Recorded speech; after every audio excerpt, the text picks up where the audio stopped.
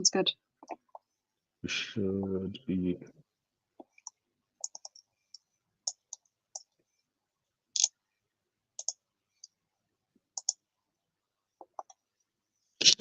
Okay, and we're live. So, hey everyone, we are at episode 14 now this time. It was 13 last time with, I made a mistake with Florian Messner. And today we have another really cool guest, which a lot of you seemed to be quite enthusiastic for. So I'll keep my introduction really short and let Dr. Chaz Kirchhoff introduce herself directly. So welcome, Chaz, and thank you for joining. Yeah, thank you so much, Gabriella, and I really appreciate the introduction and the opportunity to connect with people sort of on a global space here in the virtual realm. I'm coming to you all from Detroit, from the Detroit Institute of Arts. You can see my very glamorous museum cubicle here behind me. But here at the DIA, I am one of two curators of European sculpture and decorative arts. So that means that I share responsibility for a collection of just over 8,000 objects in all media other than painting or works on paper. So we're talking ceramics, stone sculpture, wood sculpture, glass, arms and armor, fine metalwork, clocks, textiles, tapestries, all kinds of things. I have a big toy box here in Detroit.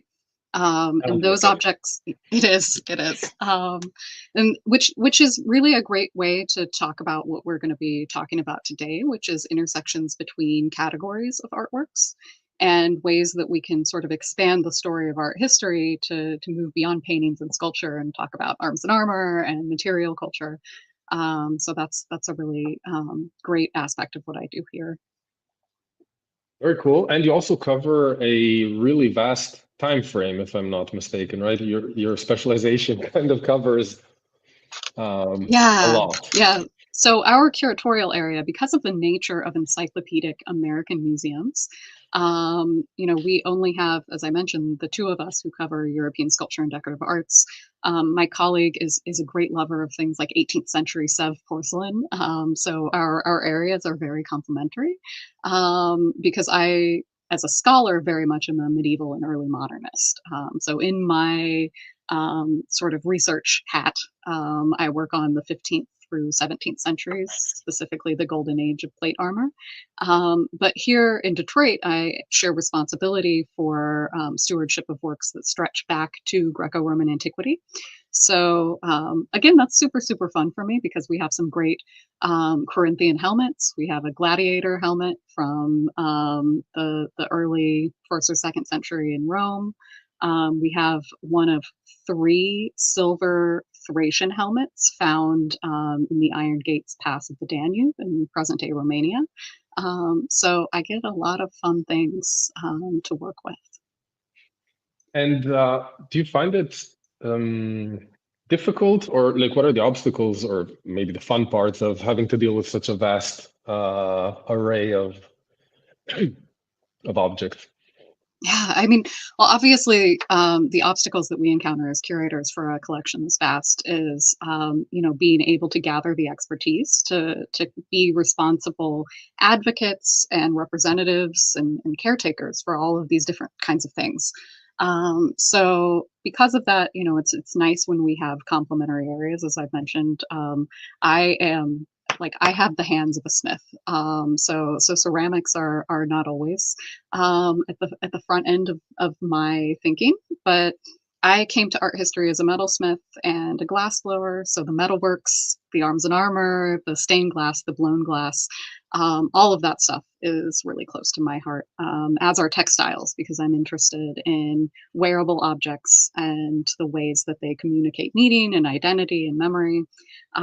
So it's really nice when we can sort of divide and conquer in that way. Yeah. And one of the really fun things is that when we have such a broad spectrum of objects that we care for, it gives us an opportunity to reach out to friends and colleagues all across the world. And for instance, I just stumbled upon at the very end of this week, so yesterday afternoon, a textile that was cataloged as Ottoman, that is very much more likely from the Balkans, or from East Central Europe. And I thought, all right, this is a great way to connect with the folks from the Connected Central European Worlds Research Network and say, hey, who knows where this thing is from? So it's a nice opportunity to stay connected with colleagues. Yeah, and I think also from a holistic perspective of trying to understand the past, I think, and this is maybe something that with a lot of people who are into swords, for example, which is more my area of passion, but armor as well, or practitioners, there's sometimes some kind of tunnel vision going on where it seems like you can exhaust your knowledge by just understanding the object. So, what would your take on that be, and or what would your suggestion be to someone who instead is trying to broaden their understanding, let's say? Yeah, I mean, it's funny because I end up working with a lot of folks who are martial arts practitioners, particularly folks who are interested in the arts of the sword. So I'm hosting the Michigan Medieval Combat Association here at the DIA tomorrow. Shout out to our Michigan HEMA folks. But I think one of the ways to think about this is to think about the intent and sort of levels of remove that we get in images. So when we look at an object, when we look at a sword, it's already a collaborative artwork, right? It's a blade maker, it's a hilt maker who may be quite a bit removed from the cutler in terms of we think about the series of patterns of import and movement. I know Florian Messna talked a little bit about this last week. Um, Yes. you have frequently you have etchers and gilders who are involved in the decoration of these weapons. So it already is an object that is so deeply collaborative. And then when we think about how we expand that outward and think about the artistic representation of that work. So when artists are representing a weapon or a defensive object, a helmet or a piece of armor, they know what that thing means within their context. They're really savvy viewers. So by representing that work, they're incorporating all of the meanings and all of the associations that a period person would bring to that object into the artwork, into the image. So it means that we're not only interpreting the image that we're seeing, but we're interpreting all the objects that are represented inside of it. A lot of times I call it an object portrait. Mhm. So especially in instances where we have really specific representations of arms and armor, I think that is a really intentional and kind of beautiful way that artists are, giving a shout out to their colleagues working in other media. That's really cool. And I think it's also really interesting that you refer to them as objects of art. Mhm. Whereas a lot of people tend to see more the weapon or armor functionality of the object. And we've kind of had a bit of introductory conversations, and this seems like a big focus where the object itself is a piece of art, Mhm. or yeah, the expression of, let's say, artistic prowess. So, but there's also, of course, a distinction between like what you observe are often, I suppose, the true masterpieces. But when we talk about, let's say, munitions grade or the more simple foot soldier weapon or armor, uh, how can you instill the art side into that object Yeah, so if you do? I'm going to share my screen so we can look at some things Yes. together, because I think looking at the objects really helps to advocate for them. So I'm going to pull up. Let's see if I can get this In the to meantime, work. I'll take advantage to say hi to James Elmsley, Mike, Oh, Latrix, yeah, and Phil. So everyone's joining in and commenting, so that's really cool. And I'll add your, here we go. beautiful. So All right. So this is a great example of, and I'm going to see if I can make this big. Um, Here we go. All right. Can you see what I've got up on the screen currently? I'm still seeing your like your screen Okay, with the. that's all right. We can Gotcha. give people a preview. So this is an image that encapsulates a wide breadth of our collections that have martial resonance within the DIA. So you've got prints by people like Daniel Hopfer, who was, you know, etching armor, but also etching paper, and one of the first people to realize there's this connection that you can ink up your etchings and make prints out of them. But this is also, you know, an image that not only encapsulates princely armor, things by the Pfaffenhauser workshop, things by Master Mariano, who's the Medici royal armor at the beginning of the 17th century. But the object that I really wanted to talk about is this one up here.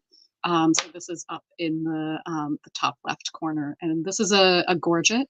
It's been tampered with a little bit, so the cap sleeves are not original. It's been turned into this sort of all-main rivet. But this is a gorget by Hans Maistette. And Mishta was a maker who was affiliated with Maximilian's imperial workshops in Innsbruck. He's listed in some of the archival documents as a master of subtil Arbeit, so subtle works. So we know that he was someone who was really talented. And later on, it seems like he got a little bit pissed off at the workings of the imperial workshop, and he goes off on his own, and he essentially starts making what we would now call munitions grade armor for the Innsbruck Civic Zeughaus for other patrons. And so this gorget is one of the works that we can associate with that period in Maistette's career. And even though it's made out of mainly plain steel, even though it's made for somebody who is sort of a middling grade soldier, so this is the Toyota instead of the Ferrari of armor production, it is absolutely gorgeous. It is beautifully made and really carefully constructed. And that's something that I see frequently in munitions grade armors, and sometimes I find them to be even more charismatic in a way. So, Mhm. for instance, we have a barbute that was made in Milan and then became part of the Venetian city arsenal, as many of them did. And that is an object that has, you know, an archaeological patina. It has marks of wear. And to my mind, that's an object that has so much memory. And when we think about the ability of historical artifacts and artworks to convey meaning and convey really the experiences of historical people, those are things that are so poetic. So to my mind, at least, as a curator, I don't tend to make really hard distinctions between you know, the princely armors and the munitions grade armors in terms of importance. Mhm. They obviously have different visual impacts and different functions, even in their historical world. But you know, I love a munitions object. I love you know, a helmet that was made to be just like put in a city arsenal and rented out. I love a Nuremberg black and white armor. Yeah. You know, these are objects that are so charismatic. So I think that's a longish answer to your question. Yes, thank you, and very comprehensive one. Yeah, I think the Nuremberg one is really interesting because it actually does mix that. There's obviously an aesthetic value that was given already in the time, like the coloring part is. I mean, I suppose it's even for practical reasons, but there's a obvious aesthetic taste that isn't just functional. Do you know of other examples that are similar in how obviously the desire to decorate comes through even on munitions grade objects? Yeah, I mean, I think that we have so many examples of this because we have, for instance, like the black salads, which are these salads that are just kind of literally hammered out and sent Mhm. forth. Christoph Retsch just had a phenomenal article come out last year in Waffen und Kostümkunde, where he talks about the production of black salads to meet the new essentially like military ordinances that had been released by Maximilian I for the mounted armed cavalry within his armies. And those are objects that, you know, obviously we need to paint it because you've got to cover that metal in some way or it's going to get Yeah. rusty. But the creativity that people brought to these works, I think, tells us about the desire to express oneself or at least to just express an affiliation.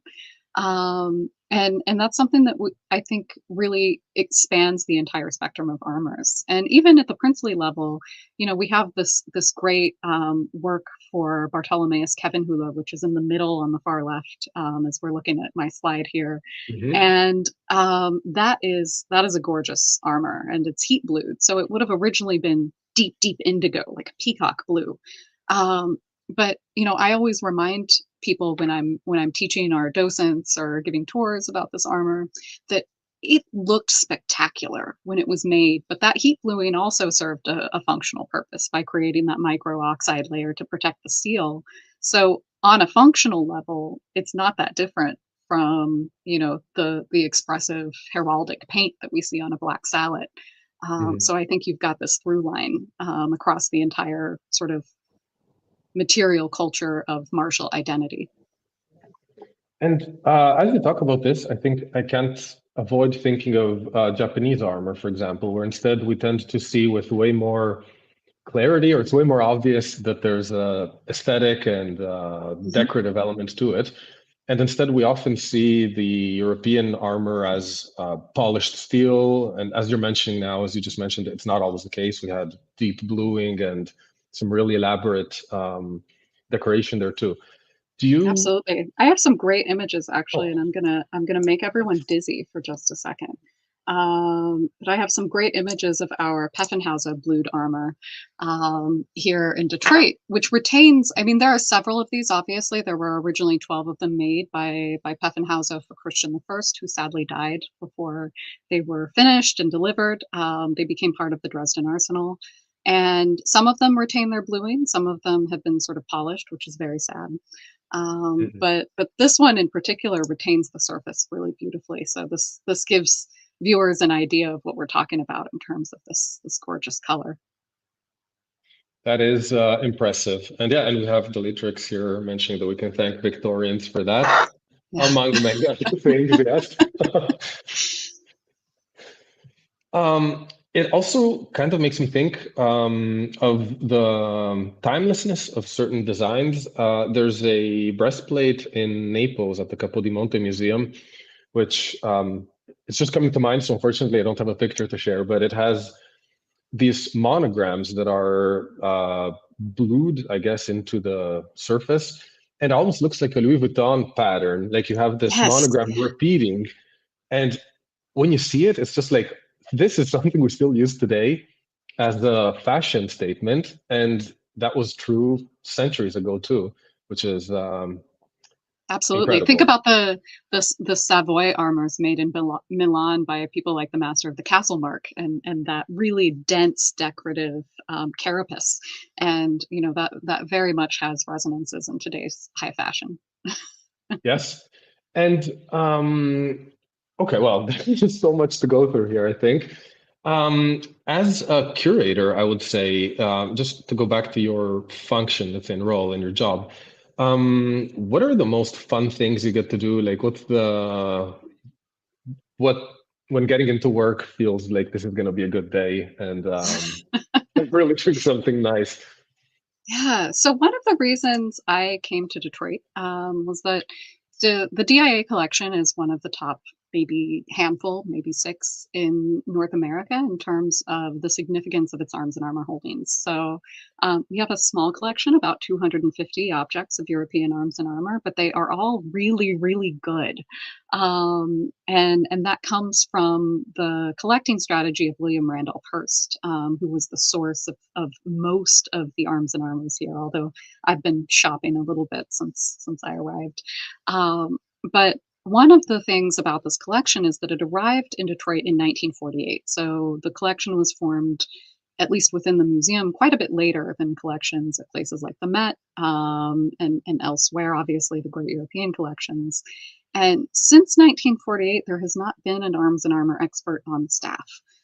So I'm the first arms and armor specialist to join the curatorial staff, which means I have many lifetimes of research and work to do here in Detroit. And so the first thing that I did when I landed from the Met in 2020, following a postdoc that I served there, was to start sort of dismantling many of the armors that had been on the mannequins from the Hurst collection since the 1920s and 1930s. My friend and colleague Jonathan Tavares, who is in the Art Institute of Chicago, called it display archaeology.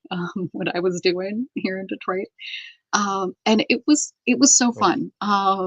I mean, this opportunity to delve into a harness that really hasn't been properly cataloged, hasn't been really deeply analyzed for many years. Was so absolutely just like delightful and full of surprises and fulfilling in a scholarly way. I think many of us who are arms and armor curators, like our favorite thing is to handle the objects. So, we went into museum work because we want to have our hands on the art. Mhm. And particularly with high end armors, I mean, you always find these beautiful little spring pins and fasteners that are just like delightful in a mechanical sense. So I'm showing you here the Peffenhauser armor that we just looked at, its collections photo. This is it sort of mid undressing. So this is part of the process of taking the armor apart, examining each of the elements. One of the fun things that we discovered when we were working on this one in particular was not only that each of the elements is struck independently, which is the case for all 12 of these armors. So they Mhm. all have that Augsburg Stadtpier. It's like the Gucci mark, right, of the 16th Yeah. century. Um, but the other thing that we noticed is that this armor contains elements of at least 5 different harnesses. So it's not a homogeneous armor as it looks when you look at it on the mannequin. It actually has gauntlets for 2 different wearers. The pauldrons Mhm. are for a different person. The helmet is someone else. And it's numbered inside. So the plates actually, and that's what we're showing here with the flashlight, you can actually see a number in yellow paint here. And Mhm.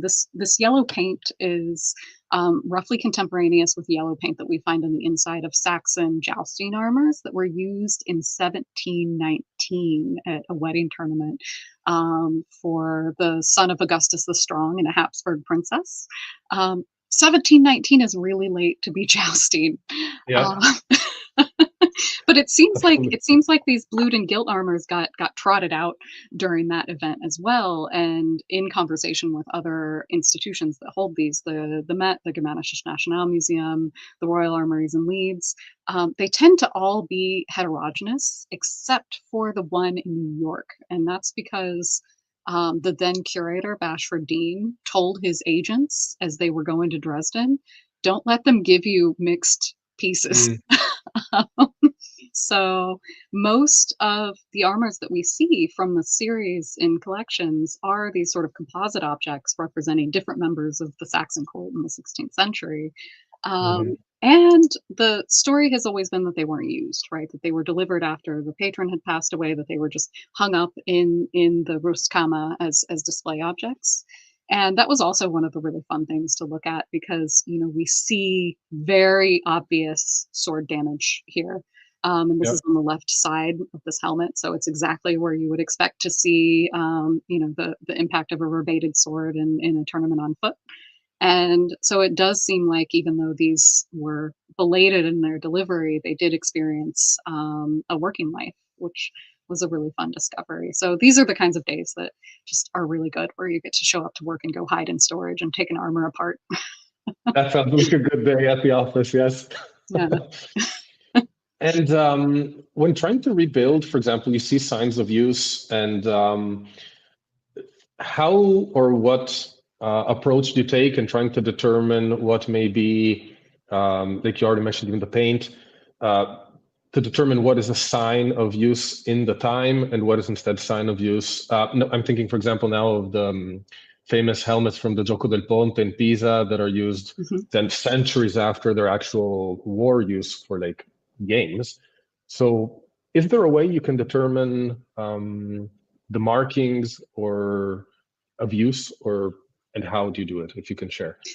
Sometimes, and sometimes it's very difficult. So sometimes we're unsure. And for instance, with these marks of use, it's very difficult for me to say whether this took place in the 1590s or early 17th century, or if it took place in 1719. Mm. We are able to say that this paint, this yellow paint that appears inside lots of armors from the Dresden Armory, is probably early 18th century. And the reason we're able to say that is through comparative analysis with, as I mentioned, the paint that appears inside the jousting armors.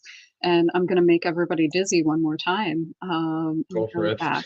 Yeah, go It's back up. worth it. So, so this guy here in the center is one of these Saxon jousting armors that I'm talking about.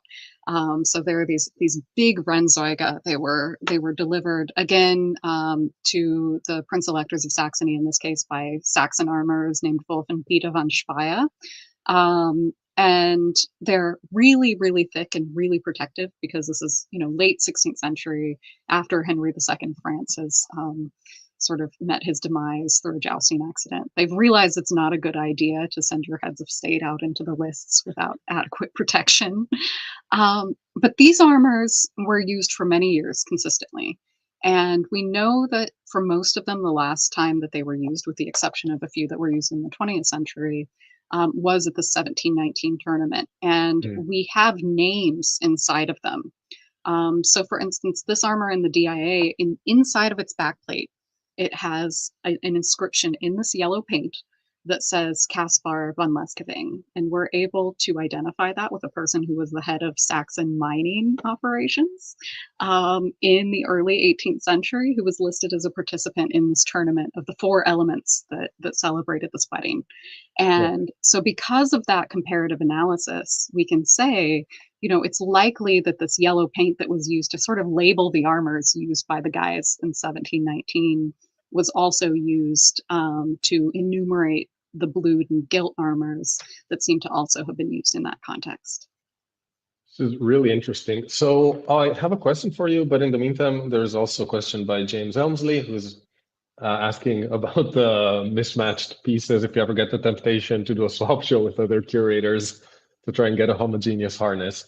Oh yeah. I have had that conversation with Susanna Tödingen in Nuremberg and with other folks. I think especially this idea of reuniting all these Saxon blued and gilt armors, maybe alongside some gorgeous sculpted or painted portraits of their wearers, would be really fun. And in terms of the let's say composition of these armors, is there any historical value, do you feel, to the composites? Or is this just a matter of antiquarians in the 19th century just matching stuff together and shipping it out? I mean, I think that it does have, to a certain extent, a historical value. I think that this idea of the composition is something that tells us more about the story of the work, because objects don't stop existing after they're made and after they're delivered. So you can think about artworks, and this is something that we encounter in museums and particularly among museum visitors very frequently. There's an expectation that everything you see is just as it was 600 or 400 or 300 years ago when it was made. Mhm. And I think to really break down that expectation will allow us to tell a fuller and more interesting story of history and of the objects that moved through it. So, in this case, these armors are composites. They connect to all of these different moments in time. So they connect to, the period in 1591 when sadly Christian I dies unexpectedly of fever in September of that year before the armor is delivered. They connect to periods throughout the 17th century where you get these great visitor reports of visiting the Rostkammer in Dresden and seeing them, sort of displayed as these ranks of ghostly courtiers. They connect to the somewhat sadder period in the early 20th century when many of the works from Dresden in the wake of the First World War were being sold as duplicates, and that's how they ended up here and in the Met and in the Mhm. Royal Armories and elsewhere. So I think, there are all these moments, and those are stories that we can tell because of the way the armor has been sort of mixed and matched over time. And if it were just, a perfect representation of what it was originally, we wouldn't necessarily be able to have those conversations as organically. So I think that there is definitely value there. Yeah, I think that's a very enriching attitude. Like you're the object becomes more full of stories to tell, let's say. You mentioned that some of these were still used, a couple of these at least in the 20th century. What are the circumstances of that? They were. So, and those circumstances are a bit more unsavory. Mm, So those are there were instances of tournaments being run in the tournament arena, which still exists in Dresden, right outside the Residenzschloss. It's a gorgeous building, but that was still standing in the 1930s as well, and so there were sort of historicizing tournaments. The last one mm. I think took place in 1936. And those used the armors that were still resident in Dresden at that time. So the armors that now are part of Holger Schuckelt's collection have much, much longer working lives than Yeah, one might think. yeah, that's quite impressive because by the 20th century, you would imagine you'd already have a certain eye to the, like, you already had the antiquarian phase and the understanding of value, but One weird. would hope. Yeah, exactly. Yeah. And speaking of the provenance, so of a lot of these pieces, at least in your museum, you were mentioning they Mhm. come from the Hurst collection. Yes. Um, a lot of times I feel like the collector figure is left in the shadow a little, and we tend to criticize them a lot because of questionable historical I practices or grumble about conservation. Hearst pretty frequently. It's in the nature of things, but Yeah. at the same time, they're also really interesting figures, and like in their own right, they are part of the history of these objects. So, what is something, maybe something cool and something less cool you can say about Hearst as a collector, as a collector? Yeah, so I mean, one of the things that really shocks me about him is just the veracity of his collecting, and he was pretty sophisticated, at least in his use of agents. He was good at relying on people who had good eyes and good connections. So, beginning in this moment that was really ripe for an American collector to acquire European works, because again, in the wake of the First World War, so specifically the 1920s, um, there was this sort of liquidation of ancestral collections out of Europe. And so lots and lots and lots of things came onto the art market. And Hearst was just sort of perfectly positioned in time to take advantage of that. He also had very close connections with people like Hans Schädelmann, who were both scholars and dealers and sort of men about town, as it were, who knew everybody and could go and look at things and acquire things on his behalf. So he had this huge network of agents that he would send out into the continent to find things. Um, when he passed away in 1951, his New York Times obituary claimed that he was the force behind 25% of the global art market, which I think is a little bit unbelievable, but it shows you even how the New York Times Yeah. thought about Hearst's collecting. He had so many things, and most of our armors come from his collections in New York. So you can see this image is actually an image of his great hall in his apartment, his townhouse on Riverside Drive in New York. It was taken probably around 1929, and Mhm. actually, this boy's armor is a DIA armor. You can see our Medici armor, which may have been made for Cosimo the First, but at least was made in the 1540s for a member of the Mhm. Medici family. Our Kievenhula armor by the Pfaffenhauser workshop is here. Um, so these are all objects that we're able to trace through photography. He also had a castle at St. Donat's on the southwest coast of Wales that was full of armor.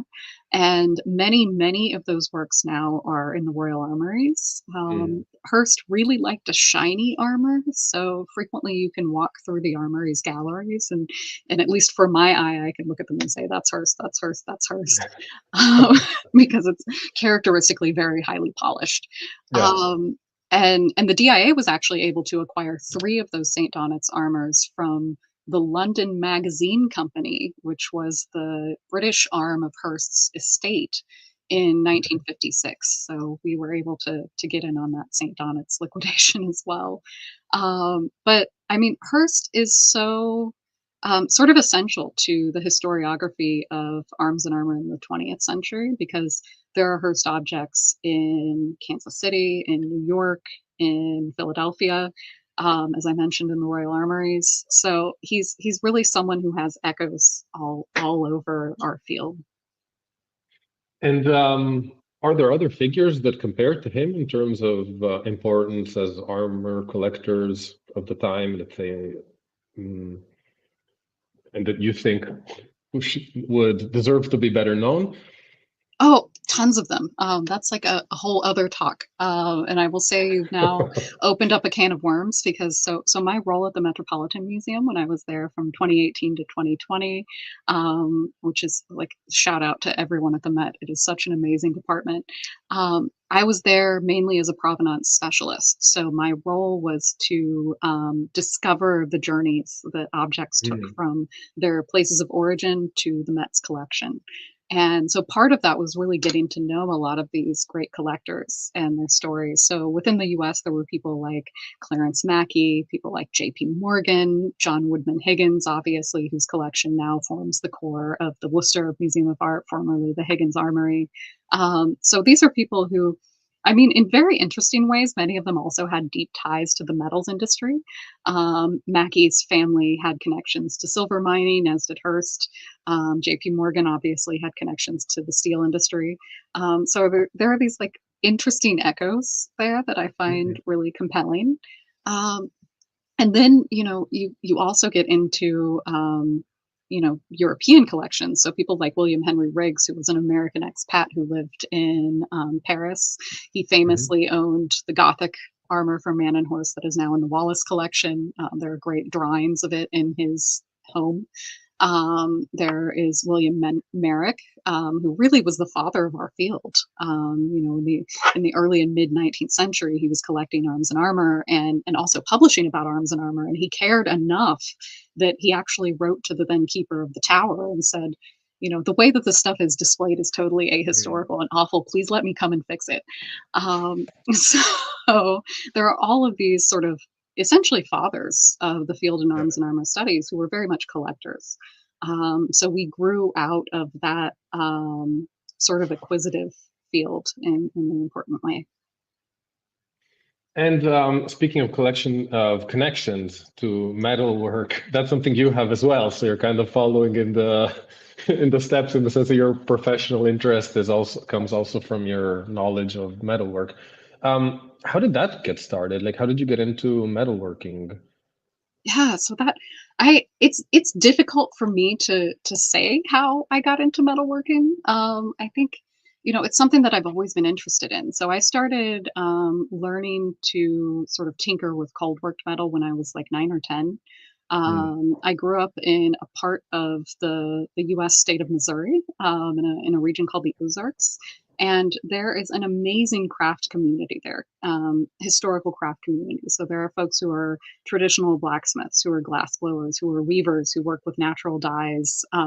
So there's really sort of like this realm of making in that space. And I was always interested in jewelry, interested in wearables, mainly because of this idea of the way that we express ourselves as humans has always been about the way that we adorn ourselves. I mean, you can go back even to like archaeological digs of human ancestors, Homo erectus, mm. and there's adornment using jewelry, using red ochre.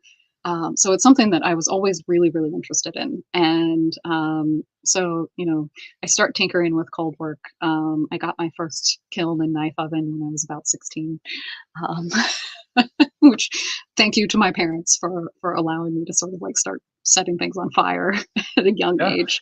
My undergraduate work was sort of split between art history and medieval studies and studio art, where I focused on sculpture and, in particular, steel fabrication. So I already had this background in fine metal work and silver and gold and copper. And so in college, I really focused on larger scale objects, on welding and shaping steel. And at some point when I was really thinking about going into artistic practice, so getting a master's of fine art and becoming a career metalsmith, um, I realized that all of the work that I was making was sort of about art history and sort of an homage to historical processes and historical Mhm. makers. And so I decided that was where I belonged. And I have this image here of, this gauntlet is one of Desiderius Helmschmidt's gauntlets for Philip II. I've got this lovely detail from Lawrence Helmschmidt's armor made in 1480 for Maximilian. And one of the things that I love about working with armor is that I can see the vestiges of the same activities I do as a metalsmith on the surface of the steel. Mhm. So, for instance, this beautiful, beautiful punch work that is like the sort of defining feature of Lawrence Helmschmidt's work, that's done with a punch, with a chisel, and then with files. So, I mean, this is hugely, hugely labor intensive. And one of the nice things is, one of the ways that you can identify work by Lawrence versus, maybe a 19th century reproduction is that there are these beautiful beveled edges that just show you the angle at which he's moving that file across the metal. Mm. And so these kinds of echoes, for me as somebody who has a background in metalworking, give me a pathway in to relating to these makers in a way that I find really exciting. That sounds really cool. Yeah, and I suppose that firsthand experience is really crucial in being able to understand these details from beyond only an academic perspective. Let's say it's not something you just read in a book, but it's yeah something you know. Oh, I have another comment here by James Elmsell again with the description of the craft. Why have I just got the one for us? One of us, one of us part, but yeah. Yeah, absolutely. And I think that's something that is really an important part of the field as it relates to practitioners too. I love that HEMA and the reconstruction of historical systems of swordsmanship have become this huge sort of Mhm. phenomenon, and I love that really more than any other historical field that I can think about. Martial history has this community of practice-led researchers, be those metalsmiths. Mhm. I think about Albert Collins as a great example of somebody who's really walking that walk, but also swordsmanship practitioners. So I love that we have experience based knowledge. Yes, that is, and it also seems to be boosting interest in the field. This is something I've been talking about with a bunch of other guests too so far, and there's this feeling that there was a bit of a black hole for the last maybe few decades, and HEMA seems to be a big part in the. I don't want to overstate it, maybe, but it definitely seems to me like swords became, or armor and fighting in history, in a sense, became cool again because people are able to turn that into a sport and a fun hobby rather than just. Um, have you seen or have you been able to take any learnings from modern practice into how armor was used, or yeah, have you been able to take something, let's say, from the HEMA community? Yeah, I mean, I think I end up having a lot of conversations with HEMA practitioners, mainly through my engagement with representations of armor and Fechtbuche. So thinking about the fight book corpus, and I as someone who is not a practitioner of martial arts, I am very much I come at this from a Smith's perspective. Am always extremely grateful to my friends who are, and I think they kind of outnumber the non-practitioners at this point. I'm thinking about folks like Daniel Jacquet, like Yasin Soriadis, like Eric Burkhardt, who are really important scholars within that realm. And so I'm able to, if I get stumped, I'm able to go to them and say, when you do this, like, does that give you any insight into how the object would move? And in particular, I think not only the firsthand experience itself, but like footage of armored combat and the ability to perform armored motion in front of audiences is something that I think is so important because when the public encounters these objects in a museum, they're in a case, right? So we make them look as nice as we can, but Mhm.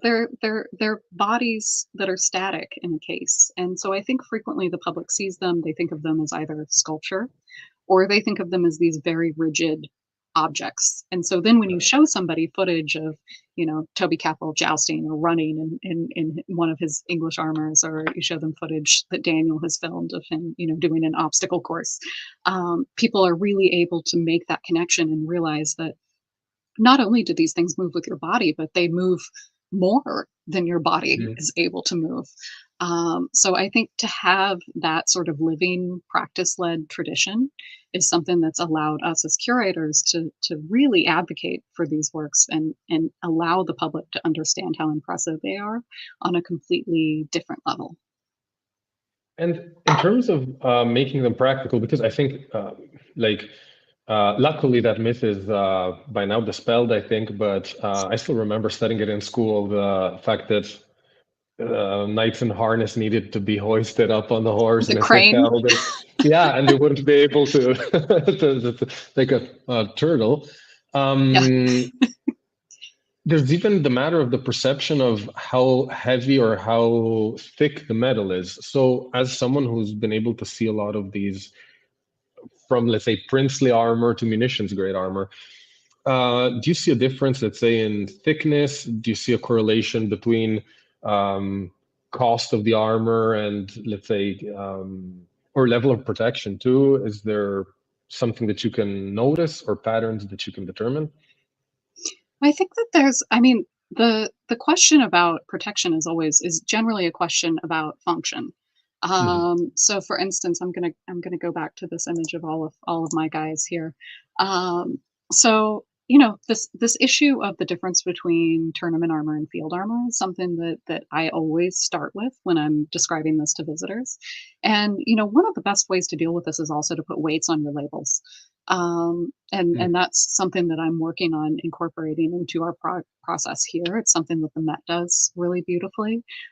Is everything has a weight, Mm. and I think in many cases it's totally shocking to people when I tell them that like a complete harness for the field would weigh between 45 and 55 pounds. Maybe it's similar to a fireman's kit or a modern day soldier's Kevlar kit. Mhm. um, and the armors that are really, really heavy, so I'm going to go back to our Saxon guy here who's very well encased and reinforced. He's actually got a double placard on the breastplate. So there's a breastplate and then there's a full placard underneath all that bolted on, sort of bever and all of the reinforces there. This armor weighs about 90 pounds in total. Mhm. He's our biggest guy here in Detroit, but he's for tournament use. So again, as I mentioned, he's the most protected that he possibly can be because of the moment in the history of the tournament it was made. We're not putting people on horses with cranes, but we know that jousters at the Saxon court would kit up and get on the horse in the Rustkammer and then ride down a ramp directly Mhm. into the lists. So it's not like you have to be in it for a super long time. And most importantly, as I explain to people, if you're jousting visiting diplomats, you're jousting fellow courtiers, you're jousting your friends. So you don't have to worry about running away. You don't have to worry about anybody coming up behind you. So it really serves a completely different purpose. For instance, the Kevenhula armor, which is a combat armor, it's in the Hungarian style, so it's made really for the conflicts that are occurring on the eastern eaves of the Holy Roman Empire and the frontier between Mhm. the empire and the expansion of the Ottoman states. And so this is really meant for light cavalry combat or combat on foot. So it would have had mail sleeves here between the pauldrons and these tall gauntlets. I wish I had a better detail of this armor because it has amazing belly lambs here that are articulated with sliding rivets so you can move around. Mm. So you can think about the kind of fighting that you would be doing if you're wielding a saber and a pistol. And this is really the perfect armor for that. But it's quite light, and so you don't have the face coverage. The arms are covered with mail. It doesn't have leg coverage. So it's this idea of creating that balance between Yeah. protection and mobility and lightness. And I think that's something that the public doesn't really think that much about when they look at these things. They just think all of them are really, really thick and heavy and unwieldy. Yeah. So when we start to talk about form and function and I really love being in Detroit because people have like an intuitive connection to this here. I mentioned the Ferrari and the Toyota earlier.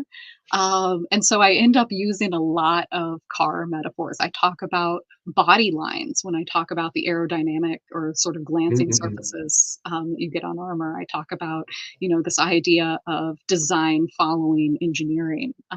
So this is, in many ways like the ideal place to be to talk about this stuff.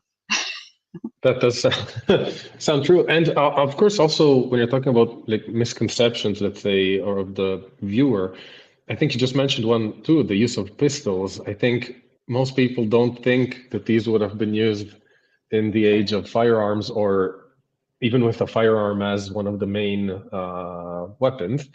Um, there's the famous bulletproofing, let's say, of breastplates and stuff. Uh, do you see a lot of that on the armors you handle? Do you see a lot of non-bulletproof armor? What's the ratio, let's say, if So you? armors of test are something that, they go back to the period when firearms exist, but are quite inaccurate and Mhm. unreliable. And I always explain this to folks too. We have some great pairs of Nuremberg puffers. And it's like you get two of them, so you get two shots. Um, but I think even this idea of armors of test, it goes back to the period of crossbows. So we have primary sources that talk about, shooting a crossbow to test the armor. So this idea of the tension between armor and projectiles is something that really exists throughout its history. And so that's always fun to explain to the public because I think people think of armor as being medieval, and Mhm. it's really evolving in concert. Sadly, we do not have, at least yet, any breastplates that have the test mark. So I'm thinking about some of the ones in the Met or the Musée de l'Armée that not only have a proof mark, meaning that they definitely shot a ball at close range to that armor to prove that it's bulletproof, but then in many cases they've like engraved or etched like a beautiful little flower or some decorative flourish around Mm. it, which is quite fun. And I mean, in that way, it's sort of celebrating the achievement of the metal worker. But that idea of armors of test, of steel of test, goes back so far. And this armor that's in the center, which is my very, very favorite in our collection, which is an armor for the Geschichtschartenrennen, this specific kind of joust of war with sharp lances, Mhm. made by Lawrence Helmschmidt for Maximilian, probably around 1480. Um, the receipt that we have for this group of armors that Lawrence went up to the Low Countries to deliver to Maximilian actually describes them as clothes of test. So it Mm. specifically says this armor that you're delivering to the emperor is going to be steel that is tested against projectiles, that is correctly tempered, which was a skill particular to Augsburg. They were well known for their ability to temper their metal. And that's something that applies not only to the descriptions of the armor for man for Maximilian, but to the descriptions of the armor for his horse that was delivered That's a nice one. alongside these works. So you've got the protection for man and horse as part of this idea that you want it to be as protective as possible, and that can be done with thickness as it is in the later part of the 16th and 17th century, or it can be done with tempering and quench hardening if you're dealing Mm. with less powerful and accurate firearms or crossbow bolts, That's I would not want to be the horse. Let's just put it that way. It sounds especially like in the a hot summer. exactly. Yes. Well, in so form and function, and of course different needs that shape the design and the way armor is created. But then, of course, we have different styles across Europe for a form of warfare that is perhaps not so different as the style would suggest. So, what is your opinion on why these different styles evolved? Is it something that's more aesthetic? Is it something connected to culture, or does it have practical? I mean, purposes? in some instances, I think it is intentionally related to the idea of expression. And I'm going to use the example of a show that I just opened, sort of a mini exhibition. I've been calling it Small but Mighty. And this is part of a series we have in Detroit called Guests of Honor, where we bring one or a small group of objects on loan, really to encourage people to look closely. And this one was really fun because it was this Spanish portrait of a courtier and knight of the Golden Fleece. You can see his little fleece keta here. Um, Mhm. and also a diplomat and gardener and art collector. And he was from the Low Countries, so he's a member of the Croix family. The de Croix were Knights of the Golden Fleece going back to the inception of the order under Philip the Good. And they're closely connected to this Franco-Flemish sort of cultural realm. So he's born just south of the border of what is now France and Belgium. Mhm. His armor, which survives, which is very fun, comes from Brussels. So this is armor forged in Brussels in the 1620s, and it's very distinctive. You ask about this idea of regional variation in the ways that the armors are made. And this armor, which I have to give credit to Pierre Terjanian for discovering it in 2006 in the Musée de Beaux-Arts de Valenciennes. It had been sort of misidentified as Italian at that point. Okay. And Pierre saw it in a catalog. He recognized it in comparison to the painting, so he realized whose armor it was, and immediately recognized it as the work of Brussels armorers. And we can see all of these little flourishes that associate it with this armor making industry in Brussels. It's got these nice little star-shaped washers that are amazing. They're separate pieces that come off. Mm. This little finial is attached with a threaded bolt. So it actually threads into the top of the helmet with these star-shaped washers. It's got these lovely star appliques, both on the side and then across the brow over the umbril.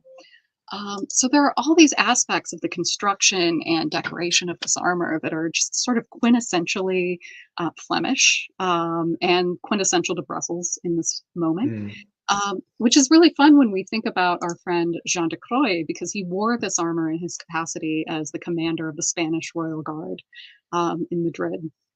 And we know that at the same time, the Archduchess Isabella, who was the regent of the Netherlands, sent armors from the same workshop or circle of armorers south to King Philip IV of Spain. So it was sort of like a mini trend at the Spanish court Mm. to wear this sort of very flamboyant, very baroque I can see Brussels armor. why. Yeah, Yeah, I'd be happy to wear that too. absolutely.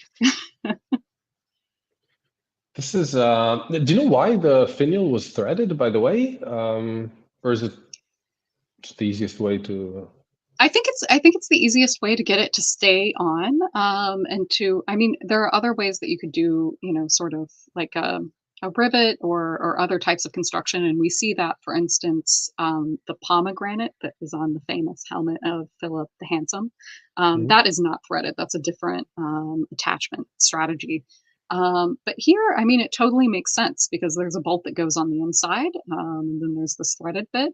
And it seems like it probably would also make it easier if you wanted to, for instance, wax or clean underneath these washers, which overlap Mm. each other. This is an armor that's also very interesting in its surface.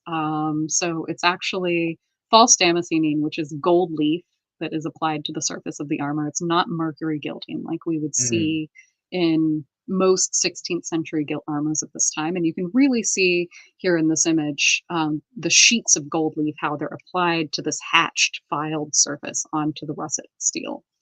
Um, and so it's interesting for me to think about how the care of this work would have gone forward, because we know that at least in our own time, most of the conservators who we've consulted about this armor have said don't wax it, Mm. because usually we cover armors in a microcrystalline wax to protect them from corrosion.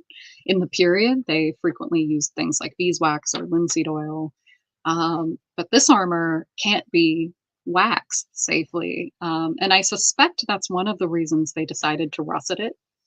Mm. So they did all the filing for these beautiful, like dense patterns of vines and the application of the gold leaf. They filed out all the pattern, then they submersed it in the chemical bath and did the russeting, which also gave it this nice matte surface and created that protective microoxide layer. And then they applied the gold leaf. So it's Yeah. it's amazing from a technical standpoint. It's also interesting how all of these design choices you're mentioning are actually following function, even though it's not function, let's say, on the battlefield, but it's the function of the object, like the russeting to avoid the gold coming off. It was really interesting to hear the idea of, yeah, having to clean under that star. Mhm. Yeah, you would, if you want your armor to look good, you're gonna have to think even about the maintenance and Exactly. um, Again, it's like a car becomes a really good, analogy for that. exactly. Really cool. And we see, I think when you were lucky enough to go, yeah, to a museum like the Musée de l'Armée, for me was maybe the most shocking in terms of quantity of armor, at least the one you can see. Then, of course, there's way more behind the scenes. Um, And thinking of what like Florian was saying last time about the amount of swords that are still to be found and probably lying in rivers and in mountain passes and stuff, how much armor do you think is still out there, or how much has survived, at least of the higher quality one, versus how much has been lost to time? Oh, that's a really interesting question. I would be remiss to make any specific pronouncements because we don't ever know, what would be found. In many ways, we know what has been lost. So, for instance, a lot of scholars talk about the former Ottoman arsenals in Istanbul in the Byzantine Church of Hagia Irina, Yeah. and that was a space that sold some of the works, and they went into the Western market. So, for instance, three of the most important 15th and early 16th century helmets that are at the Met came from that arsenal, including one by Lawrence Helmschmidt. And but we also know that when that arsenal was dismantled and sort of accommodated into what were then the Turkish museums, many objects were sold and liquidated. Some of them became ship's ballast. There are Oof. photographs of heaps of armor plates, sort of heaped up along the piers and places like Genoa out of ships because they're being used as ballast. So we do know that there were many things that were lost due to this way that armor has been marginalized from the rest of the story of material culture in our history. It's Mhm, been considered this functional object. mhm, Um, but in terms of princely armors that are yet to be studied, I think that there are many in private collections, and there are a lot in castle collections still. I mean, I spent a bit of time at some of the collections of the Esterhazy family in October. So this is in particular at Schloss Forchenstein outside of Eisenstadt, and that's a space that was really one of the bulwarks against Ottoman incursions in the 16th and 17th centuries. And there are so many pieces of interesting mhm, equipment there, not just arms and armor, but like pistols and the leather implements that go along with firearms. So, I mean, I think there is still a lot to be discovered. um, you know, Also, the field is expanding in interesting ways because I think, much of the field of arms and armor studies initially began in specific places. So we think about the schools in Vienna and southern Germany. So, we've got folks at Ingolstadt at the Bayerische Armee Museum. We've got folks especially at the KHM in Vienna. The sort of realm that grew up in the early history of the field around the Royal Armories and then around the Met. mhm, And a lot of those spaces were very sort of focused on either Western or West Central Europe. And so I think there is a lot more interesting scholarship happening in response to finds and new research in Central and East Central Europe. So shout out to all of the great Czech and Polish scholars who are doing fantastic research in those realms. Yeah, this Iron Curtain divide is something James Elmsley also mentioned in terms of his research, and it seems to really be something that skewed or warped study. I mean, inevitably, but yeah, it's nice to know that there's access to these collections. And I think it was in Czech Republic, speaking of modern use of weapons, I've read, but just really quickly, so I can't attest to its veracity, about Czech nobleman that went out fighting German soldiers in World War II in a harness. Apparently, he was an eccentric collector, and he lived in this castle with no electricity or anything. He wanted to live and he apparently went out looking to challenge German soldiers around World War II. I don't know if It's that's sort of true, like but that's sort of like I mean, I like it. It's like an anti-fascist Don Quixote, right? yes, I think exactly.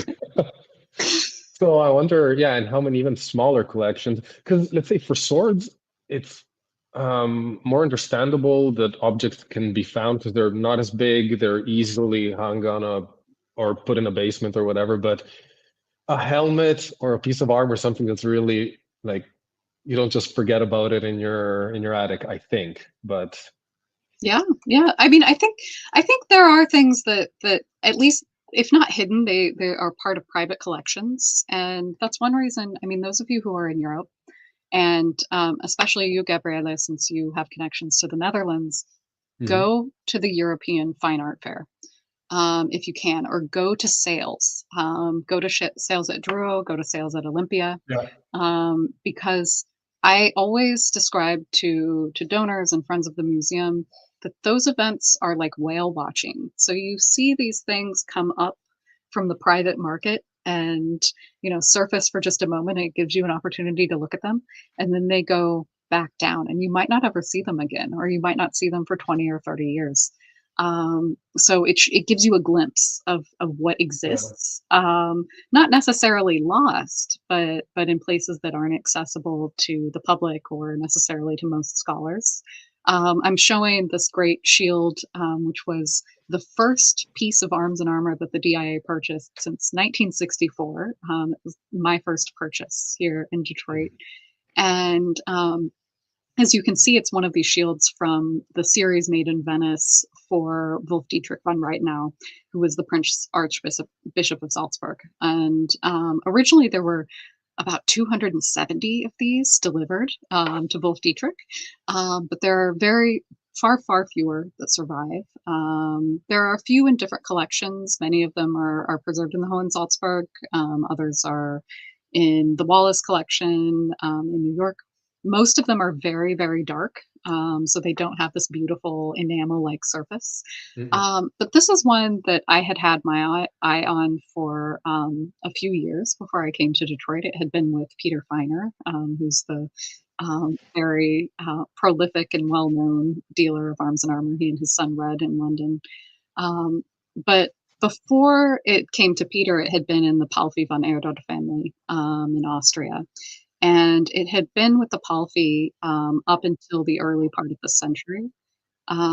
So it's an object that, again, it was kind of living in a castle, and prior to its movement into the Palffy family, it was with the it was at Schloss Sigardstein, which was the Uberacker family, and we can surmise based on their connections to the Prince Archbishop of Salzburg that it was actually given to the Uberacker by the Salzburg administration, and that's why it came out of the Hohensalzburg collections. So this idea of provenance as the story of an object tells you about how it moves through time, but it also tells you about the places that you might want to mine to find other things. Um, and so I think there are a lot of objects out there, and it's just sort of thinking about how can we as scholars be intermediaries between Mhm. those objects and their homes and the public. Yeah, that's interesting because looking into some local collectors, let's say 19th century collectors of antique weapons, arms, and armor here in Italy, I like you see that for a certain period of time, there was really a huge overlap between, let's say, scholar, collector, and sometimes maybe damager. But that overlap seems to have disappeared for a long time, and a scholarly work, to me at least from the outside, seems to have really found its own place, and collecting has its own, and often there's a lot of suspicious glances from one side to the other.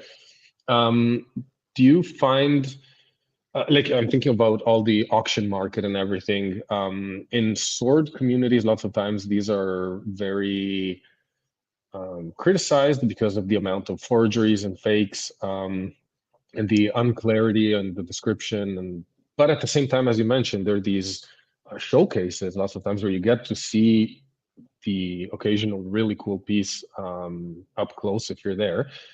um, do you, I guess my question is, what's your opinion in terms of the auction world, the collecting world, and how would you see, how would you optimize the useful input that they can have versus the damaging aspect of hiding treasures, I if think that I think makes that any sense? there's been a lot of positive developments in that front. So I can think of at least a few folks in Italy who are great scholar collectors and very motivated to provide access to scholars to their collections and collaborate with them and publish. And similarly, in terms of the auction world, and I think it's different for us as curators than it is for folks in academia. Hmm. And that's one of the nice ways that we as curators can be kind of diplomats in that sense, because we do have deep connections with folks who are in the market, in auctions and galleries, and also with folks who are collectors. And so we can be that hinge or that fulcrum in a Hmm. really interesting way. And I think also one of the things that I've been really delighted by is that colleagues in the private market have been super interested in inviting expertise and inviting research. So I am deeply, deeply grateful to people like Red and Peter, and also lots of other colleagues within the field for inviting me in and saying, let's handle some objects, let's look at some Hmm. things. And part of that is because they hope that one of those things will find a home in the museum. But part of it is also because we are all arms and armor nerds and we want to look at objects together and think about them. And so I think that's like finding that sort of point of overlap is what's really important. Yeah. And you and I were talking about the big Philippe Massilier sale before we hopped on in Yes. Paris. So this amazing, amazing sale that took place at the beginning of March, and that was a sale that really leveraged great scholars in the creation of the catalog. So Ranjit Singh cataloged many of the Asian and Islamic armors. Marina Vialon cataloged many of the Western works, including a helmet by Pompeo della Cesa that I acquired for the DIA. So it's really fantastic for us to see scholars of really international repute contributing to these things, and it helps us as museum staff also, because then we're able to ask deeper questions about an object as we're thinking about whether it's a good fit for our collections. Hmm. Also, the fact that you're mentioning, let's say, renewed interest in purchases sounds like a good sign for the environment. Like if you're talking about like now the Detroit Institute of Arts and how yours was the first purchase in decades, that definitely makes me feel like, oh, this is good news. It means that Mhm. budgets are being put into fields that were previously maybe not as cool. Um, oh, here we have some comments. Sorry, James, I missed. There we go. Suspect the biggest problem of new finds is discerning which parts are real and which are forgeries, especially with swords. In fact, this was actually to be my next question, which is how big is the risk of forgeries in terms of armor?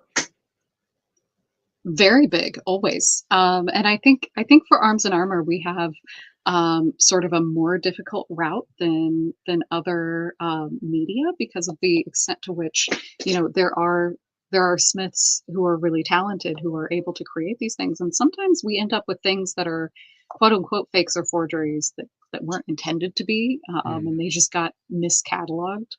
Um, I will say that as someone who's working with a collection that hasn't had an expert advocate, there have been many things that I've been like, "Oh, this isn't what we thought it was." And for instance, the lovely Lawrence Helmschmidt works within my collection were for a long time associated with 1860s elements that were made in Munich by probably Leonard Hugel or Hugo Ubitz, and I had to sort of take those out and recatalog them.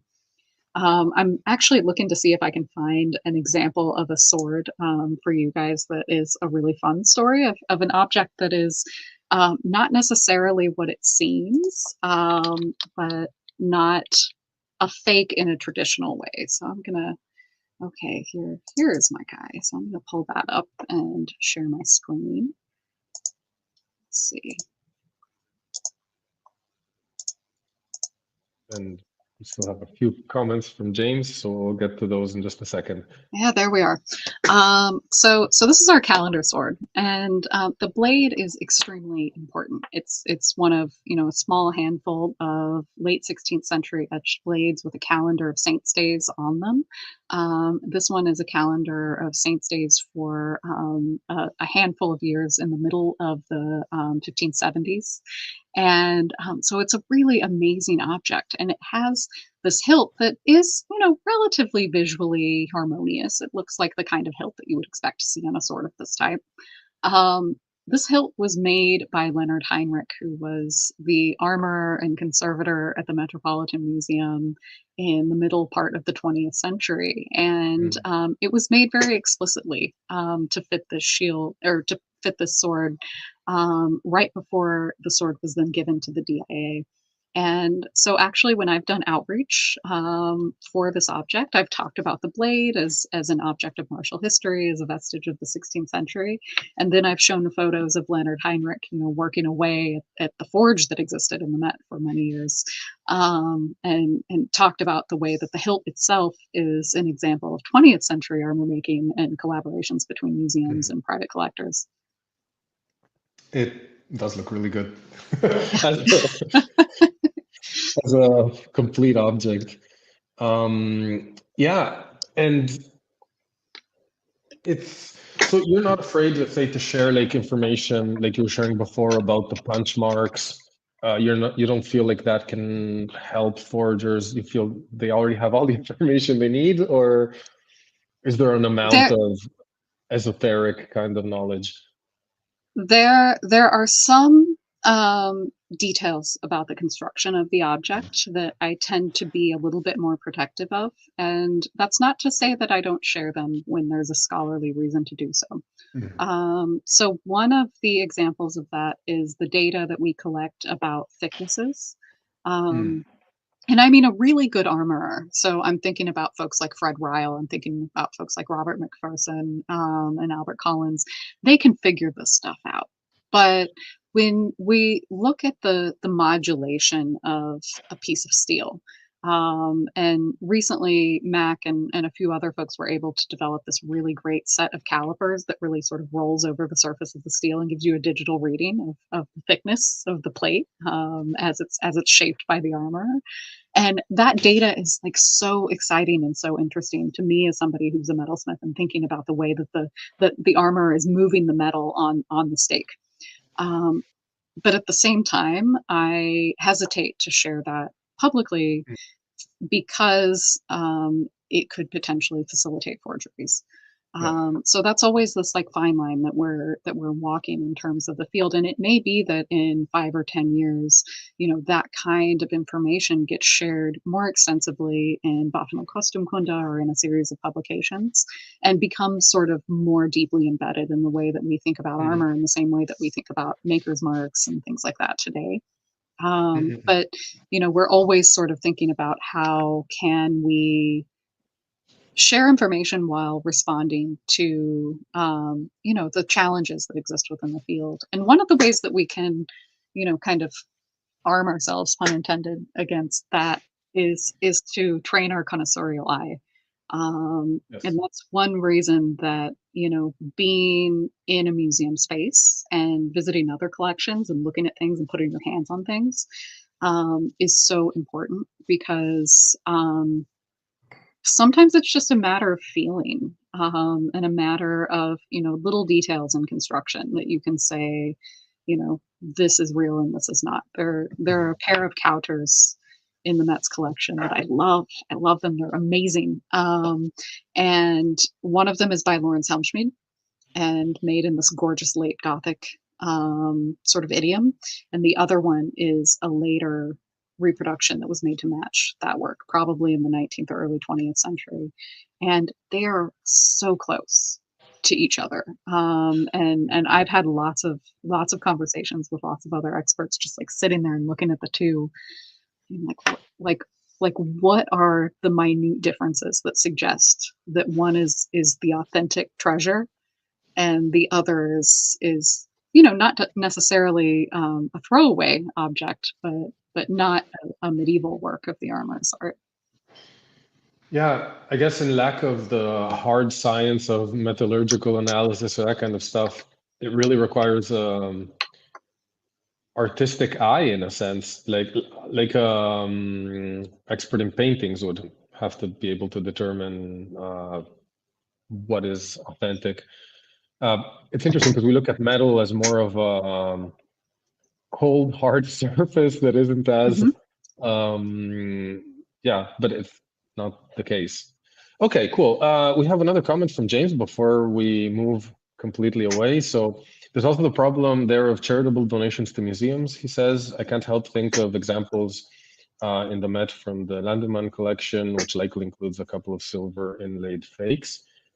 And then he continues, and the fact that there's a conflict of interest then between the administrative body of the museum to accept the donations and how to make hard assessment on the response to those donors. Um, I what are am your I am going to thoughts? plead fifth on that. And as in my diplomatic role as a curator, I think there are definitely considerations that exist there, and I think I will say that based on my perspective, all museums are held to a fiduciary responsibility to collect and present things that are of value to their viewers. So I think we all do our best to achieve that, and I will leave it there.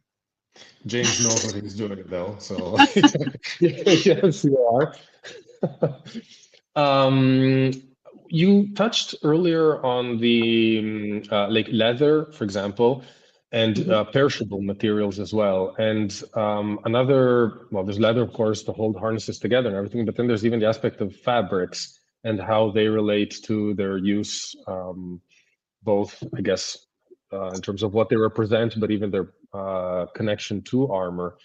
And Mhm. this is something that in most cases we don't have access to anymore because, well, fabric is not as, as Yeah, resistant as metal. it's not as resilient. Mm. So, what are we missing out on? And when we don't look at fabric, oh, I see you're sharing. Yeah. Um, there we go. Okay. Oh, good. And this was not the part of my screen that I intended to show, but I will keep looking at this guy anyway because he's a good example. Which is, this is an example of cuirabout armor. So what we have here is a knight who is clad in, a very heavy textile, beautifully dagged arming skirt, which again we don't generally have surviving. We have this amazing set of greaves with cuirabout and then a set of vambraces that or rare braces, excuse me, that also are beautifully tooled. So these are the kinds of things that don't survive at all, or at least survive in very limited quantities in places like the V&A or the British Museum or the Met to a lesser extent. So to have these representations, I think, is really important. And I'm going to escape out of here and try to Mm-hmm. share again so that I can show you one of the images from the show that we just had open at the DIA. So let's see if I can. This is what Which, happens when you have if art you're in historians come in. the, which I'll take advantage in the meantime. If anyone is in the Detroit area, you should definitely go check it out. I'm a little far for that, A but little bit, yeah. yeah. So if we look back at our friend Jean de Croix, and his portrait by Juan van der Hamen y Leon, who I should mention, this painter was also a member of the Guardia de los Acheros, so he's a military man and a painter, and also is painting his boss here, his commander. Mhm. But in this image, and we can look at the detail, there's a really interesting and sophisticated way of showing the play between armor and textile. So this is one of the things that I always want to emphasize is that when we look at an armor, it's sort of stripped of all of the other accoutrements that it would have been joined by. You know, we can think about fabric overlaid breastplates. We can think about plumes, which in some Mhm. cases could get like 3, 4, 5 feet tall. We can think about the fabrics themselves that were intended to complement the armor. So we've got these velvet picadilles. This helmet actually retains its crimson velvet lining, which Oh, is really amazing. So we know that this is accurate, and we can actually see the lining represented here in the painting. And one of the things that I love about this portrait is that, you know, there's this slippage between this beautiful brocaded silk sleeve of the doublet and the pauldrons and the cuirass, and the way that that gilt, you know, false damascened armor really looks like brocaded fabric. And mhm. so there's an intentionality here that the artist has pulled out, and probably that Jean de Croix thought about when he, you know, got dressed that day, to think about the ways that the textile and the armor exist in concert with each other Mhm. in sort of conversation. So I think these kinds of images are so amazing. And I'll also pop back to talk about, you know, our lovely portrait of Ferdinand That's a the big second. plume. Yeah. The plumes at his court get really fun. If anybody has a bit of time and wants to look up the Hochzeits Codex of Ferdinand II, which is the wedding codex representing the tournaments that took place at his wedding in 1582, there are some amazing plumes in that one that are really, really tall. And I think this kind of follows in the tradition of really flamboyant helmet decoration, because earlier on you even had the full-on mini statues and kind of animal heads and things. So yeah, it's Yeah. just people like being seen, I guess. It's the Yeah. peacock effect. Well, and that's a And funny thing too that I have people ask in Detroit a lot. So as I've presented Arms and Armor to museum audiences, people have always said, "Why would you wear this in battle?" Or "This isn't for battle, right? Because it's all fancy. Like you wouldn't want Mhm. to be the one who stands out because they look really fancy." Um, to which I always say, you know, this is a protective device as well, because if you have on very, very fancy armor, then it means that you're worth more alive than, you Mhm. know, you are being quickly dispatched. It tells people that they should hold you for ransom. Mhm. So I explain to people that this kind of thing, I mean, this is a field armor that we're looking at here from the Adler garniture, from the Eagle garniture. And, you know, it served a protective function as well as a fashionable one. Yeah, that's a really interesting aspect. I don't think I ever really thought about it. Like, yeah, to separate you from the end, like to be recognizable as a non-enemy. But yeah, the ransom aspect is even absolutely maybe more important to keep you alive. Yeah. Um, and we've been looking out a couple of paintings, and I know that there's at least one book on sword that's the Rapier and the Small Sword by V.B. Norman, which relies extensively on artistic depictions to kind of create a typology and classification of hilts. But of course, there's also always the question of how much can we trust depictions? Um, and I guess for the previous example, we can trust it a lot because the guy was not only a painter but also a soldier, so he probably was painting what he knew. But in general, do you feel like depictions in art are a very trustworthy source for who wants to study arms and armor, or or are there some caveats that need to be considered? I think there are always a few caveats, but I think overall we can think about the values of these things as objects that exist in dialogue. And so the question is always, what was the purpose of the artwork, of the representation, and how close was it to the armor? And so we can think about layers of remove and Mhm. how, we begin to play a game of telephone between the object and the image. And so, for instance, here, Francesco Terzio is the court painter for Ferdinand II. He knows Ferdinand well. Ferdinand is, one of the most important patrons of arms and armor of his generation. Um, he likely had this object at least accessible to him, if not in his studio while he was doing this.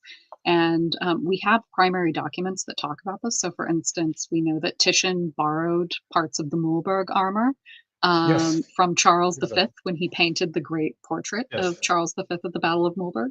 So those are instances where the images are quite um, veristic in their representation of armors, and that's where you get this idea that I mentioned at the very beginning of the object portrait.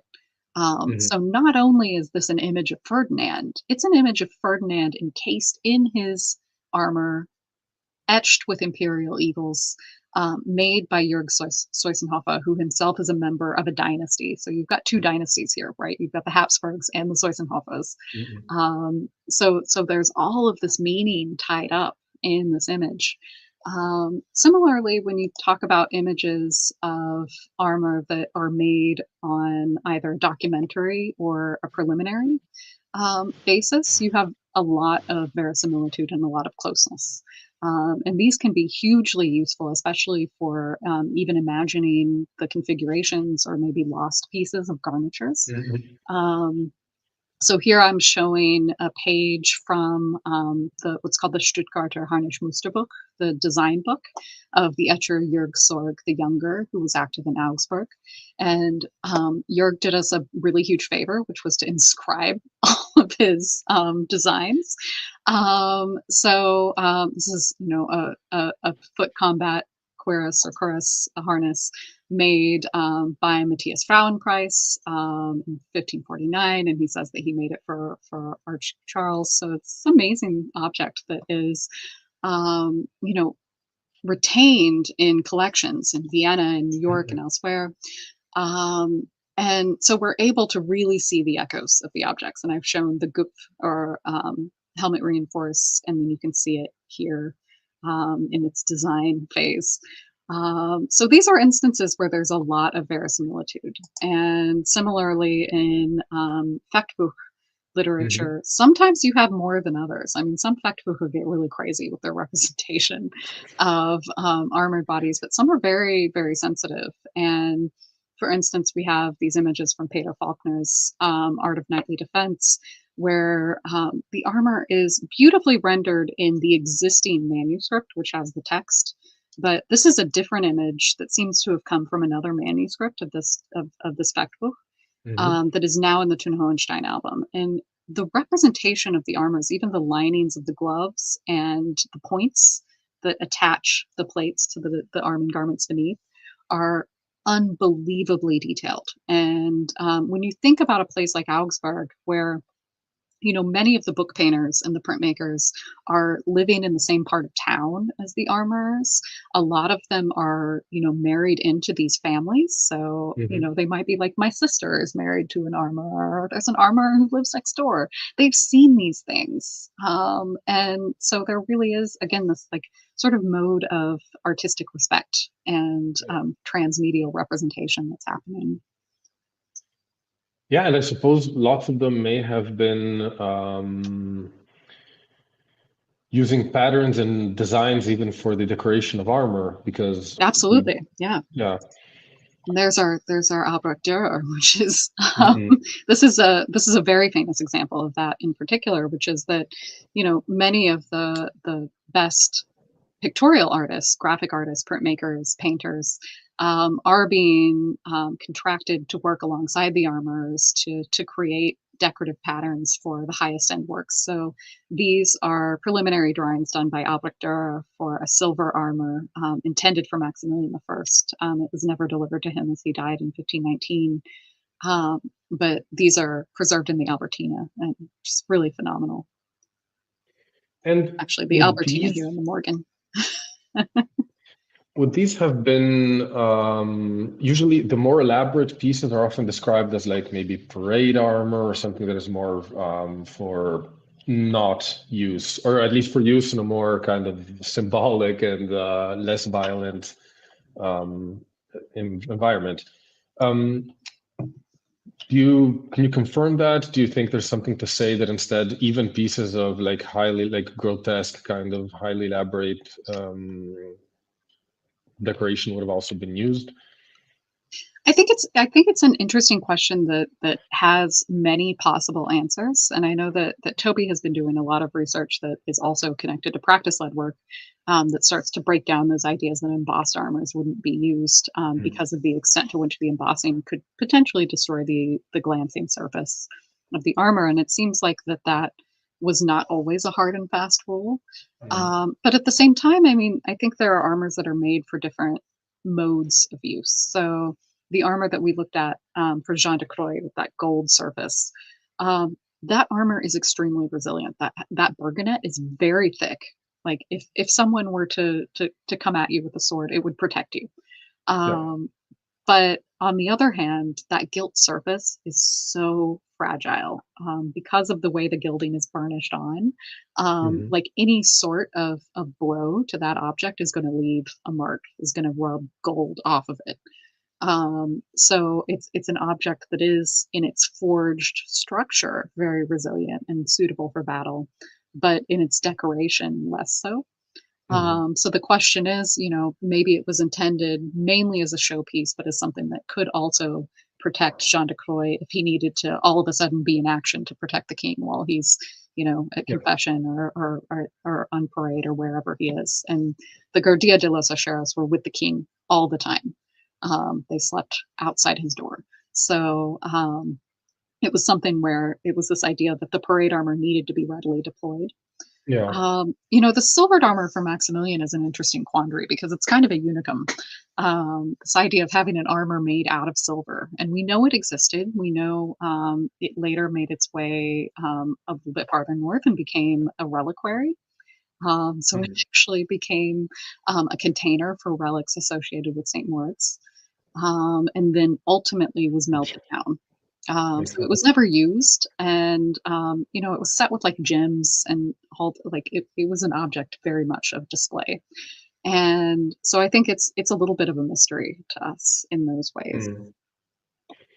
Yeah, it's interesting now. I'm going back to the car analogy and thinking, Mhm. well, yeah, of course, a soldier would want to have like even it's like I don't know, a pilot wanting to like a Formula One pilot or something, getting a super cool car, but with a like a moped, like a Yeah, little like a pedal yeah, drive and everything. No, of course he'd want the best motor, even in the car he doesn't use for racing, just because of the mindset or your expertise or your passion. Or so it does make sense that even the most decorated armor would be like, yeah, I'm not going to get a thin hmm helmet to wear.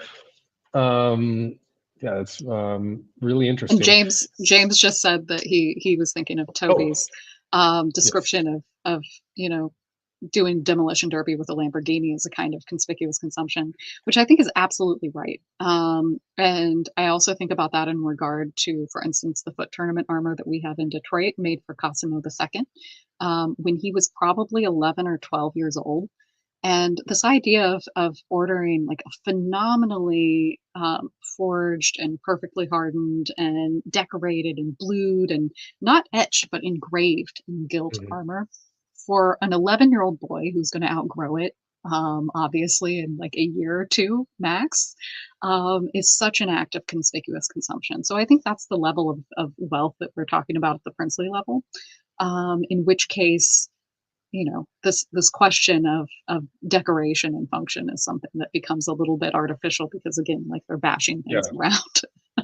Yeah. And just thinking now, if this seems out of place or out of reality, we have TikTokers today that will smash a Lamborghini for views. So like, so I mean, it's not even, we haven't really changed it that much either. No, So the fact that, no. yeah, like a royal family member would have a bunch of armors that they can dispose of as they please is really not that strange at all.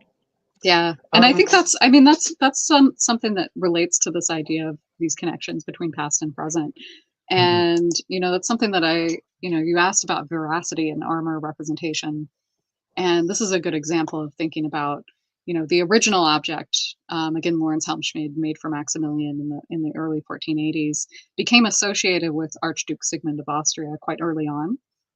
So this is an image from the 1590s, and you can already see how the silhouettes of the armor have been sort of modulated to start to look like the silhouette that one would expect in the 1590s, and the way that the artist's own imagination of armor shifts based on their context. And in many ways, that's not that different from our own time, mhm, where, pop culture or artists imagine what armor should look like. And that's always inflected by, or armor adjacent things in the case of, Iron Man. But that's always inflected by their own culture and their own context. So, in the same way that a person from a period would be able to read the meanings in plate armor in a painting or a sculpture, people from our period bring their own pre-existing ideas of what armor should look like to representations, but that's not that different from what people were doing at the end of the 1600s when they're representing Sigmund in this late Gothic harness from the yes. 1480s. And it's something that you can deconstruct, I suppose, when you know that Mhm. there's that warping and why it's there. It's interesting that you bring these up because does anything here speak out as, oh, okay, this kind of makes sense to me from a historical perspective, like this they uh, took in a proper way, or do you just feel that this is completely disconnected, let's say, from? So I would say that there's always, again, this is the diplomatic curator and art historian in Yeah. me, but I will say that anything that gets people interested in arms and armor has a purpose and a value. Mhm. So as long as it provides people a way in, and I always say in curatorial practice, we meet people where they are. And if Mhm. that's in a Marvel theater, if that's watching Game of Thrones, if that's watching The Mandalorian, if that's doing SCA, like, yes, I want to meet people in those spaces and then bring them into the museum and show them the real thing and tell them the Mhm. stories of those objects. And so, in many ways, this provides an ambassadorial function for Yeah. us. It's funny because I've been talking a lot about Game of Thrones armor in the course of the Jean de Croix exhibition. Because I borrowed the helmet and the gorget, and initially even folks within the museum said, "But the gorget's not in the painting." And I said, "Oh, the gorget's in the painting. It's just tucked under the breastplate, like it should be." In order to keep swords from skittering up underneath it.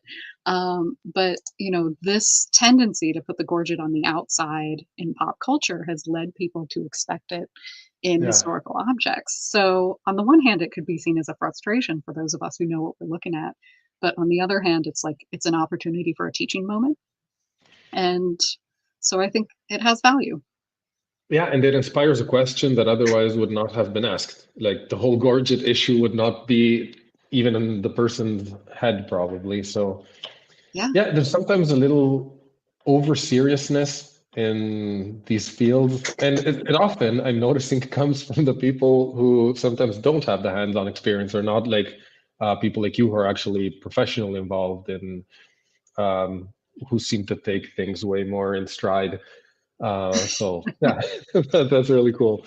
Yeah, I It mean, has. honestly, as somebody who works on armor as a site of memory and meaning and identity, Mhm. like the Mandalorian is so like amazing to me because of this idea that like armor is essential to like Mandalorian identity. It's passed down through families. It becomes this object that has the memories of all the battles that it's been worn in.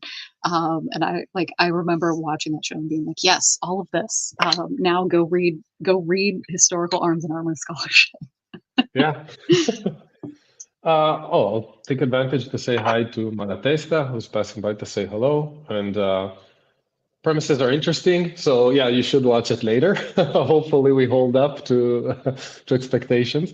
Um, but yeah, and also it reminds me when there's this kind of critique that things aren't accurate.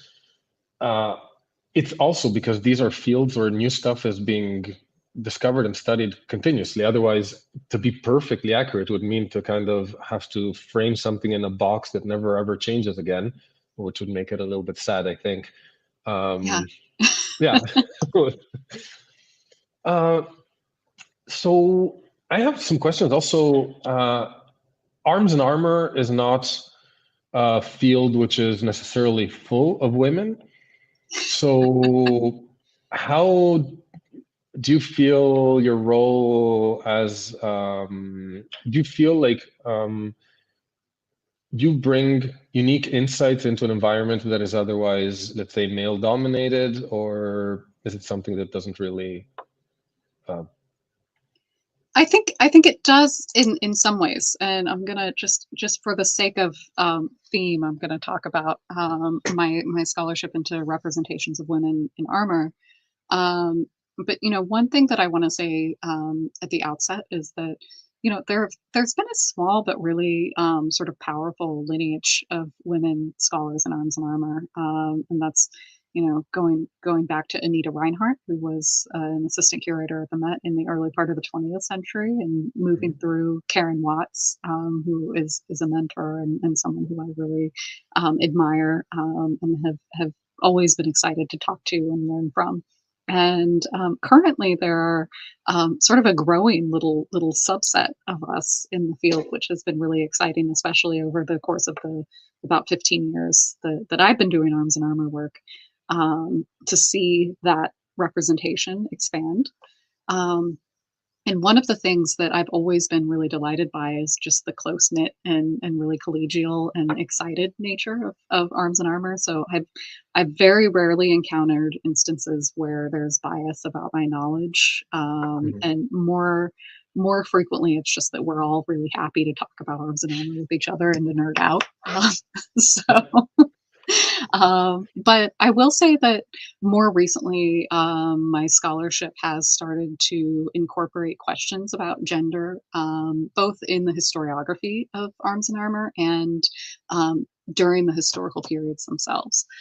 So we were just talking about, the ways that people in different time periods envision the armored body, and Angra's representation of Joan of Arc is just a perfect example of that, because this is an image where you've got the rough outlines of early 15th century Italian plate armor sort of Mhm. mashed into the ideal feminine silhouette of the middle part of the 19th century. Right? Mhm. So Ang has essentially gone in with the morph tool in Photoshop, as it were, and created this marriage between 15th century armor and a Victorian conceptualization of what a gendered body looks like. Right. And so these are ways that we can start to unpack and understand arms and armor, not only in terms of thinking about representations of armored women, but the ways that the armored body and like constructs and performs gender, the ways that armor becomes an essential way that masculinity is characterized in the medieval Mhm. and early modern period. I mean, one of the reasons that Joan of Arc herself was eventually killed was not necessarily as a French combatant. I mean, there's a possibility that they may have ransomed her back or something, but in the trials, and particularly in the ecclesiastical trials, we see the extent to which she is prosecuted for wearing armor because of the way that armor is so deeply associated with masculinity, and it's considered to be a transgression of the biblical prohibition against women wearing men's clothes at that time. Mhm. And so this idea of armor as sort of an essential conceptualization of martial masculinity is something that I think is important for us to acknowledge when we think about the entire history of the medium. But also one of the ways that gender has started to play into my work more recently is to think about the untold stories of the women in the field. And that means the women in the forges, the women in the families that are making armor. So I've been more recently doing a lot of deep research into the wives and daughters and sisters of these armor making families in the German speaking lands in particular. And I think for a very long time it was assumed that they weren't there because of this association of armor with Yeah. masculinity. Places like Nuremberg said, women are not allowed to be involved in the process. And, we think about that kind of as a way of establishing a gendered hierarchy and an exclusion of women from the field. It seems Mhm. like actually it was intended to protect the journeymen. So the Mhm. journeymen were complaining that their wages were being depressed because the armorers were having, the women in the household do some of the filing and finishing work and Yeah. sewing linings and things like this. But we see those prohibitions, and those were read by earlier scholars in the field, most of whom were men, as there are no women involved in arms and armor making. Mhm. Full stop.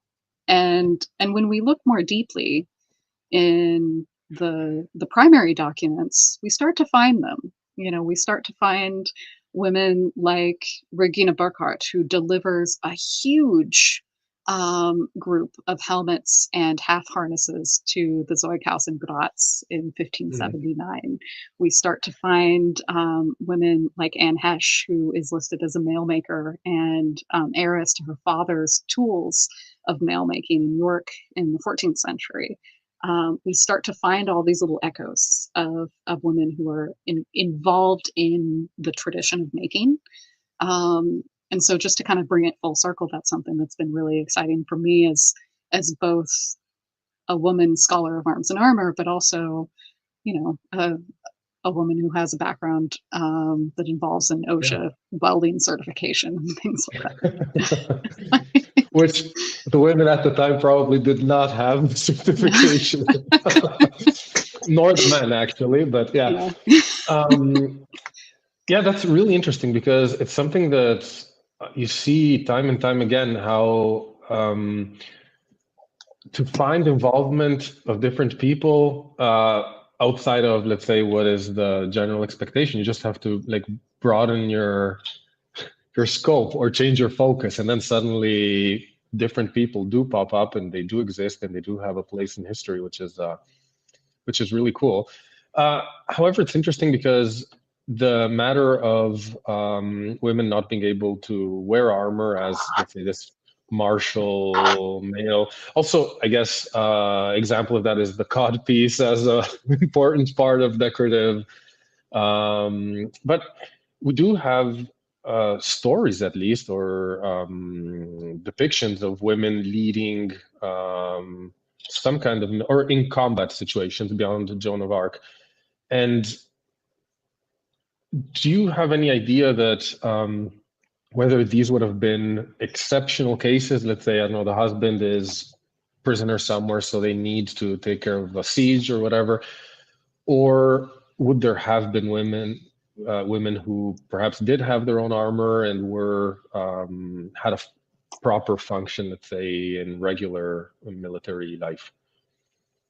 Yeah, so I'm going to show an armor that is not was not made for a woman, but was once misidentified as such, and say that this is something that Stefan Krause and I both thought quite deeply about in the work on the catalog for Iron Men, which was the exhibition that he curated in Vienna.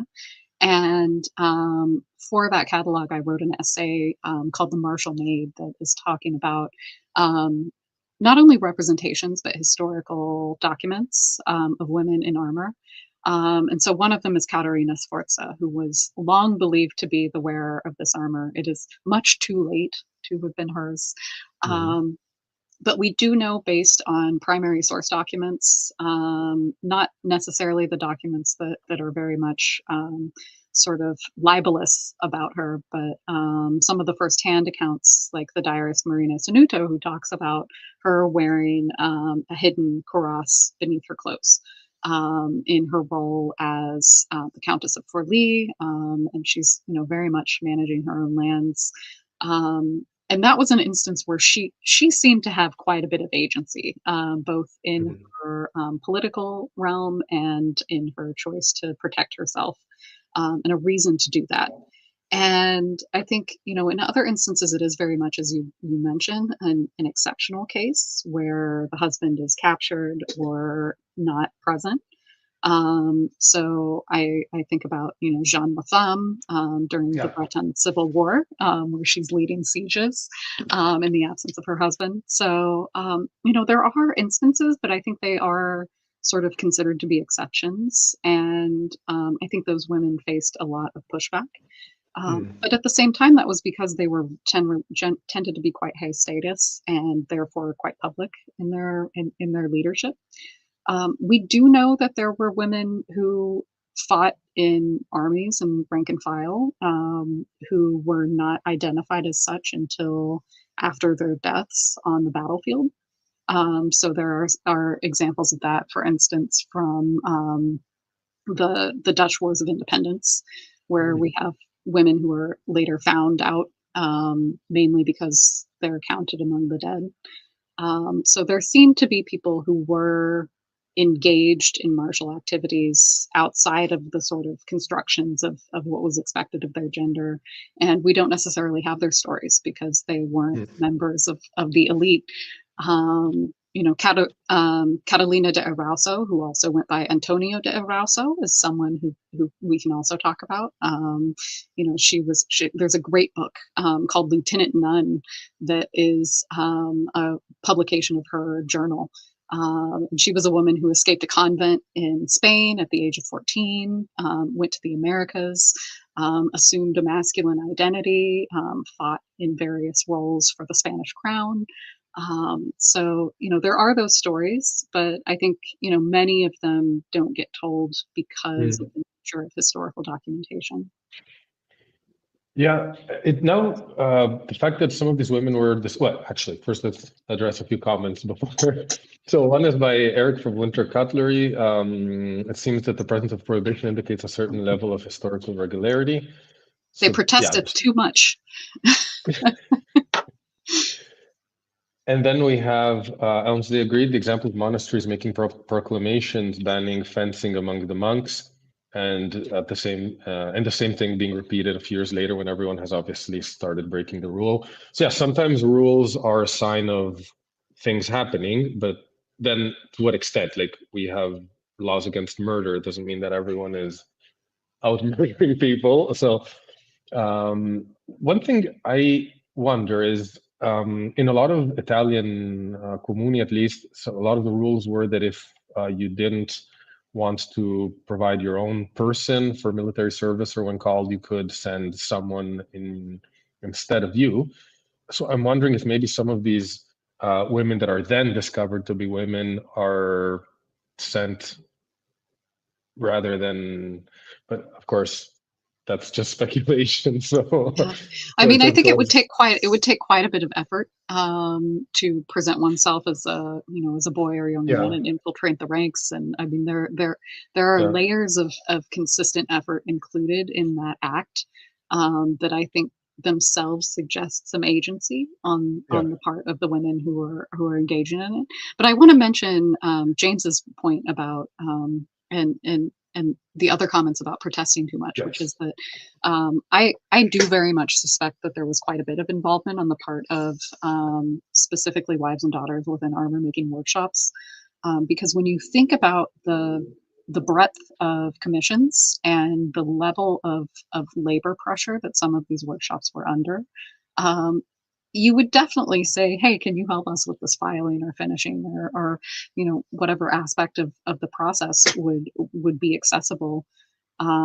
It makes total sense. And we also know that the women were frequently the accountants. So based on the Mhm. documents that we have, we have tons and tons of documents where the payments for armors go to the wives of the armorers, and then they get like an extra tip. Or sometimes they get like a really nice holiday gift or something from the patron to thank them for managing the organization of the commission. And now this reminds me, adding to your issue about the pressure being a reason to actually use all hands on deck.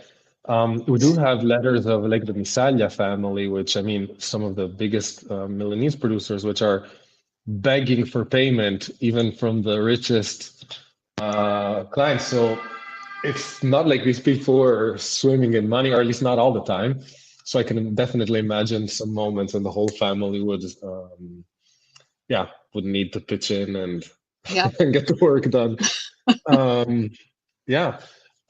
Okay, this was really, really interesting talk. Of course, you have this current exhibition going on, which everyone definitely should go if they can, but you also have some other projects upcoming or some other cool stuff Yeah, that yeah. So I have a few different projects on the horizon, and I'm just going to put my Instagram handle here. So that's a good place to follow sort of adventures in all things arms and armor, and also art history, since I have a wide breadth of responsibility here. But indeed, in addition to the exhibition that just went up, we have another major exhibition planned in the next few years. It's now at least 3 years out, but that is a show that is intended to highlight not only the DIA's really spectacular collection of arms and armor, but also to think about the ways that armor makers were at the center of these artistic networks. So, sort of all the things we've talked about today in terms of the way that armorers were kind of the fulcrum between etchers and sculptors and metalsmiths. And in many ways, the armor industry drove creative landscapes within the cities that it was active in. So that's going to be an exhibition that's meant to shift the focus from wearers and functions to the makers themselves. And in that way, it's also kind of a love letter to Detroit, because it's a city that really has grown up around the metals industries. So it's hopefully will be a show that lots of people who are involved in the auto industries and metals in general can see themselves in. that's really cool. You also have a book you wrote. Oh yeah, so So here it is. maybe, yes.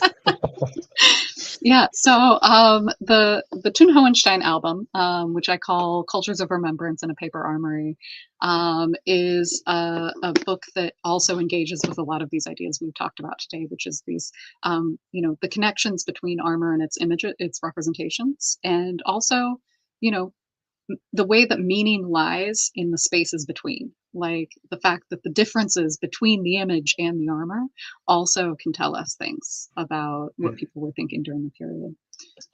So check that out. Hopefully it will. I've been talking to Boydell about having it come out in a paperback edition, but there are a few of the hardbacks left. And you can also, if you visit my Instagram, there are links to both the book and to my academia account, which lists lots of different articles about arms and armor and provenance histories and other fun related things. So yeah, so if you don't already follow Chaz, which I'm assuming most of the people watching already do, because yeah, you are one of the central figures, I think, at the moment in the environment. So please follow her if you don't already, and check out her book and the upcoming and current exhibitions. It was a real pleasure talking to you. I hope we addressed everything. Is there anything we're missing that you feel everyone needs to know? No, I think we had a fantastic conversation, and I Cool. appreciate the opportunity to come talk to everybody about all of these different facets of the world of arms and armor. Nice. Thank you so much. If anyone has any questions that you think about later on, leave them in the comments or send them directly to Chaz on Instagram. I'm sure that will work out as well. So thank you for joining. You're always welcome any other time, and enjoy the rest of your weekend in Detroit. Wonderful. Thank you, everyone. Bye.